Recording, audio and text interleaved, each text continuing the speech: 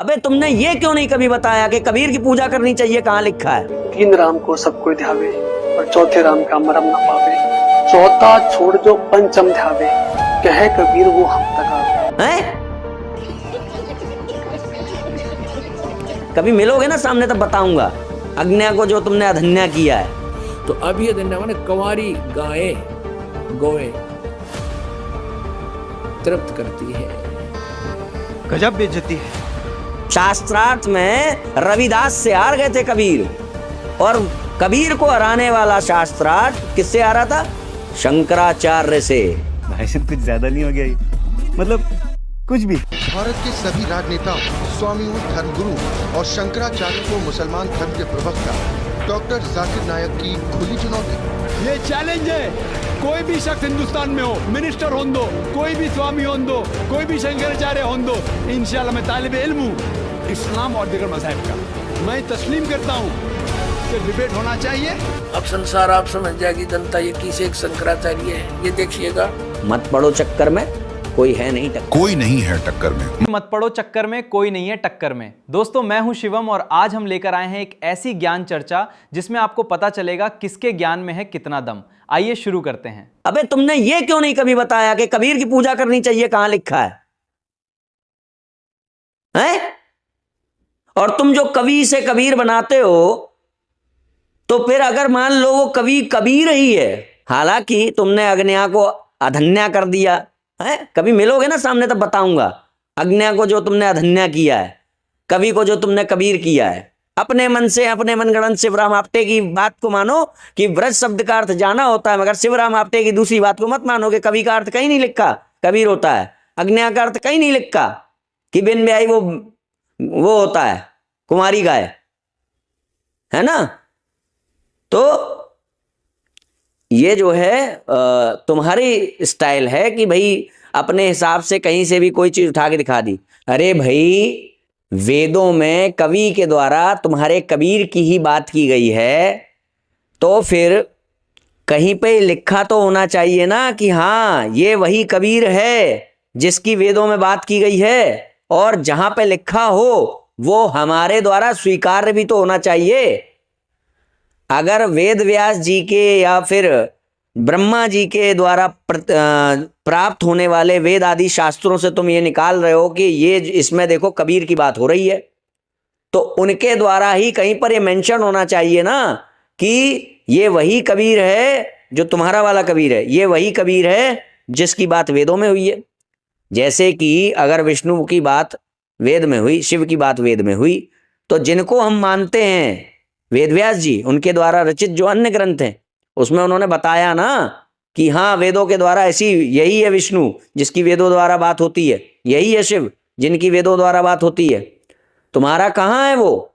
और अगर वेदों में कोई नाम आ गया, उस नाम का कोई भी व्यक्ति मान्य हो जाएगा, तो फिर हो सकता है कोई राठौड़ हो, कोई ब्राह्मण हो, कोई शिव हो, पता नहीं कितने ऐसे भगवान बनते डोलेंगे तुम्हारे हेलमेट्स के।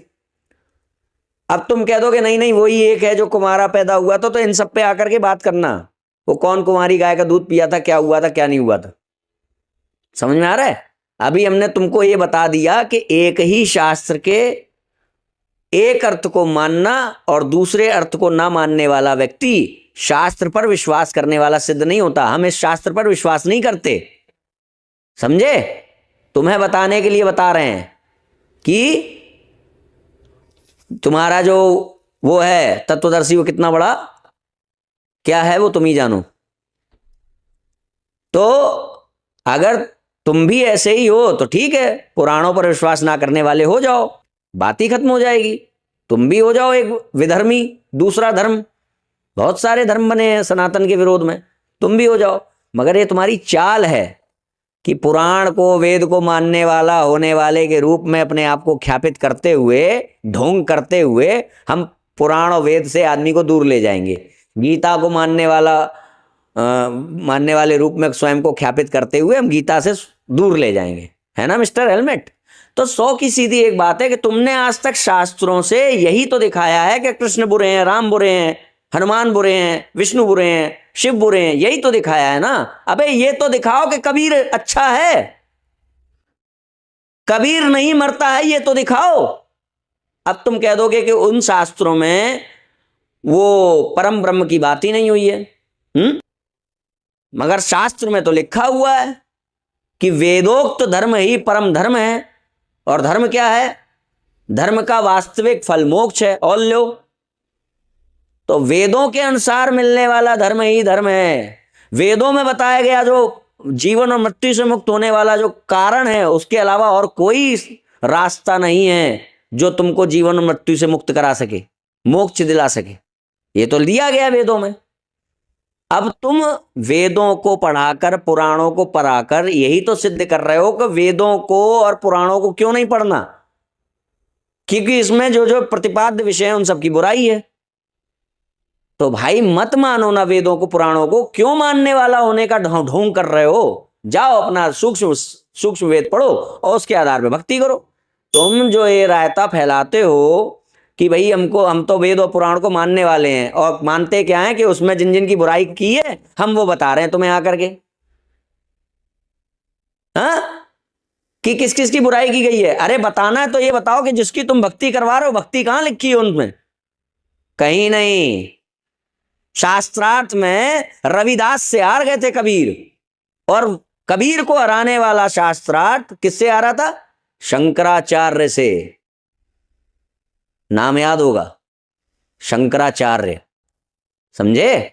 और उसके बाद रामानंदाचार्य जी के पास जाकर के उनका शिष्यत्व प्राप्त किया और भगवत भक्ति की।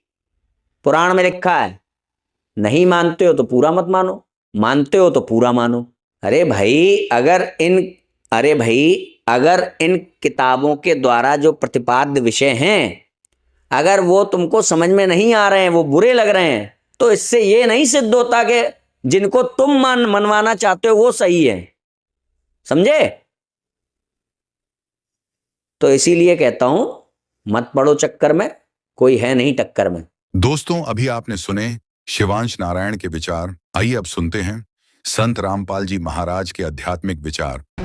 भारत के सभी राजनेताओं, स्वामियों, धर्मगुरुओं और शंकराचार्यों को मुसलमान धर्म के प्रवक्ता डॉक्टर जाकिर नायक की खुली चुनौती। ये चैलेंज है, कोई भी शख्स हिंदुस्तान में हो, मिनिस्टर हों दो, कोई भी स्वामी हों दो, कोई भी शंकराचार्य हों दो, इंशाल्लाह मैं तालिब इल्म हूँ इस्लाम और दीगर मज़हब का। मैं तस्लीम करता हूँ कि डिबेट होना चाहिए, मैं उनसे डिस्कशन करता हूँ। अगर मुझे गलत साबित करो, मैं बदलने को तैयार हूँ। ये मुसलमान की जबान है, हम जब जबान देते हैं उसका पालन करते हैं। संत रामपाल जी महाराज ने स्वीकार की मुस्लिम धर्म प्रवक्ता डॉक्टर जाकिर नायक की चुनौती। मुस्लिम धर्म प्रवक्ता डॉक्टर जाकिर नायक हैं सादर आमंत्रित। जब चाहे कर सकते हैं संत रामपाल जी महाराज के साथ ज्ञान चर्चा। डॉक्टर जाकिर नायक के इस चैलेंज को स्वीकार करता हूँ, लेकिन अपने उस वायदे को याद रखना जिसमें कहा है कि जो मुझे झूठा सिद्ध कर देगा, गलत सिद्ध कर देगा, मैं अपने आप को बदल लूँगा। चैलेंज आपको 10 पॉइंटों पर झूठा कर दूंगा सिद्ध, और कभी भी आकर के वो आध्यात्मिक ज्ञान चर्चा कर सकते हैं।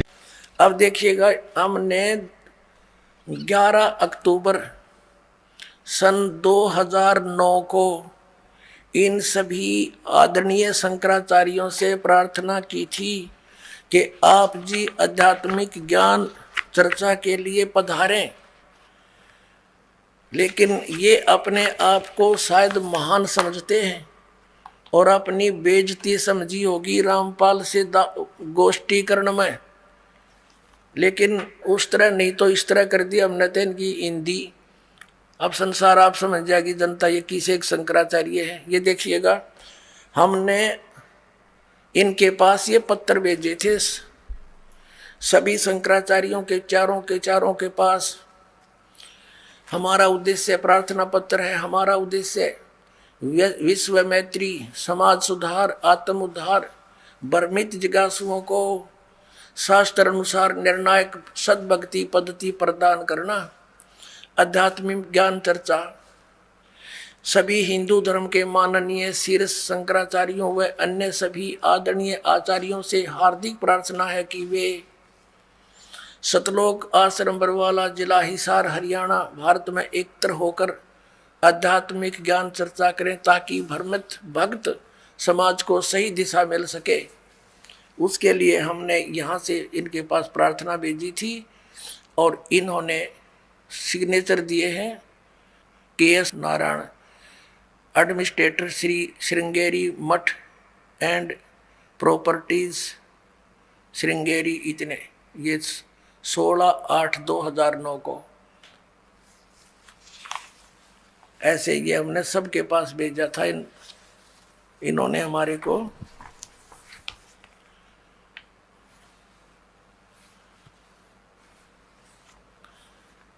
ये पत्र प्राप्त किया। प्रेमचंद्र उपाध्याय प्रबंधक ज्योतिष मठ, ज्योतिष आचार्य ज्योतिष मठ उसको।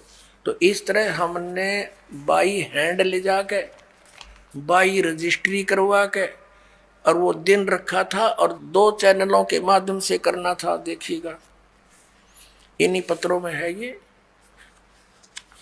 इन्हीं पत्रों में ये है, यहाँ पर लिखा है।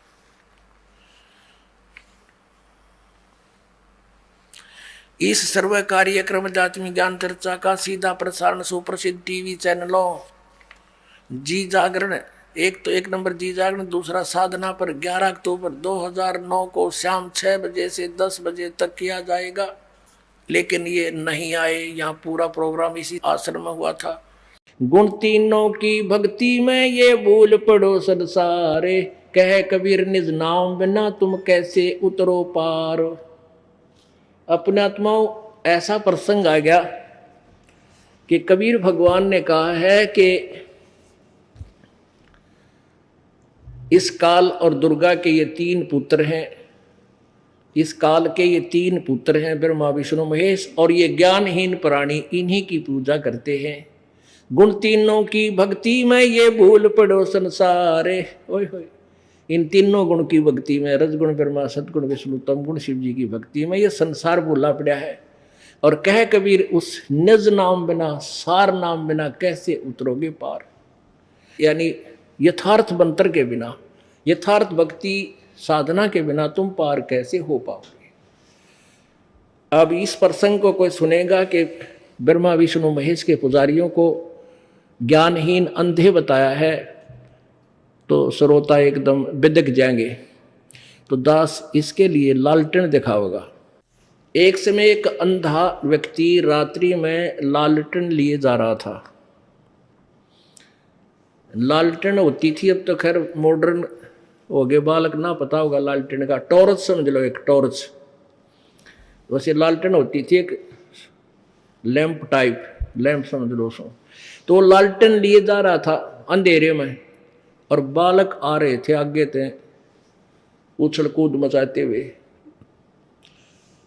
तो उस अंधे व्यक्ति ने सोचा ये बालक कदे टक्कर मार दे अपनी बातों में, उछल दे कूदते, तेरे बूढ़े की आड़ टूट जा। वो कहने लगा, रे बच्चों भाई देखना देखना, मैं अंधा हूँ, ध्यान से चलना बेटा। अब वो बच्चे इस आवाज को सुनकर सहम गए कि हाथ में लालटेन दे रखी और यूं कह कि मैं अंधा हूँ भाई, सुनियो देखियो, ध्यान से निकलना मेरे पास से। बच्चे खड़े हो गए और कहने लगे, बाबा क्या आप सचमुच अंधे हो? आखा बेटा मैं अंधा हूँ, बिल्कुल दिखाई नहीं देता। फिर लालटेन क्यों ले रखी आपने? कि आप आँखों वालों के लिए कदे मेरे में टक्कर मार कर टांग तोड़ दो बूढ़े आदमी की, मुझे देखकर तुम एक तरफ का टल जाओ, अपनी जान बचा रहा हूँ भाई बेटा मत। तो पुण्यात्माओं, ये सदग्रंथ जैसे दास ने परमात्मा की वाणी को बोला, ये सत्य है कि तिनके सुत हैं, काल और दुर्गा के पुत्र हैं ये तीनों देवा, अंधर जीव करत हैं सेवा। ये ज्ञानहीन बिना ज्ञान के व्यक्ति इन ब्रह्मा विष्णु महेश की पूजा करते हैं, इन तीनों गुणों की, रजगुण ब्रह्मा, सदगुण विष्णु, तम गुण शिव जी की। तो ये तो दास ने कहा है परमात्मा की अमरवाणी से। और ईब लालटेन दिखा दूंगा, कहते मेरी गेल खस्से को आके नूंगा, यूँ क्यों ऐसा क्यों बोला, हमें अंधा कैसे बता दिया। तो लालटेन दिखा दूंगा, भाई मेरे साथ ना खसना, अपने इस सदग्रंथों की रोशनी में एक साइड पकड़ जाना। दोस्तों, सत सनातन धर्म की पुनः स्थापना की प्रत्येक भविष्यवाणी और धर्म की सत्यता के खुलासे भरी वीडियो हम सबसे पहले आप तक पहुंचाते हैं। अगर आपको वीडियो पसंद आई है तो वीडियो को ज़्यादा से ज़्यादा अपने दोस्त और रिश्तेदारों के पास शेयर करें और वीडियो को लाइक, कमेंट, चैनल को सब्सक्राइब करें। मिलते हैं अन्य किसी नई वीडियो के साथ।